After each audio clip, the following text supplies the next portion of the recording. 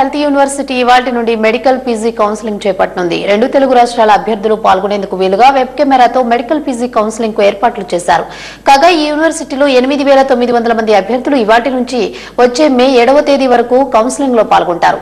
NTR health యూనివర్సిటీలో రాష్ట్ర విభజన తర్వాత జరుగుతున్న మొదటి కౌన్సిలింగ్ కనుక కౌన్సిలింగ్ ఏర్పాట్లను varsity VC T Raviraju, registrar S Babulal పర్యవేక్షిస్తున్నారు. అయితే 2013 మార్చి 13న జారీ చేసిన 43 జీవోకు అనుగుణంగానే మెడికల్ సీట్ల కేటాయింపు ఉంటుందని ఏపీ, తెలంగాణ రాష్ట్రాల మెడికల్ ఎడ్యుకేషన్ డైరెక్టర్లు చెప్పారు. అంటే మొత్తం 1860 సీట్లకి రేపు కౌన్సిలింగ్ మొదలవుతుంది. ఈ కౌన్సిలింగ్ ఏ రకంగా అవుతుంది, దాని తాలూకు సీట్ మ్యాట్రిక్స్ అంతా కూడా ఈ రోజు ఉదయం 10 గంటలకి వెబ్సైట్లో పెట్టడం జరిగింది. అందుకని స్టూడెంట్స్ అందరూ వాటిని చూసుకునే ఉంటారు.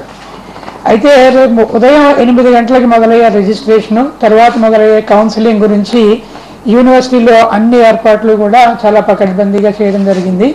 అందరికీ అనుకూలంగా ఉండేలాగా, ఎవరికి ఏ విధమైన ఇబ్బందులు లేకుండా అన్ని చర్యలు తీసుకుంటున్నాం.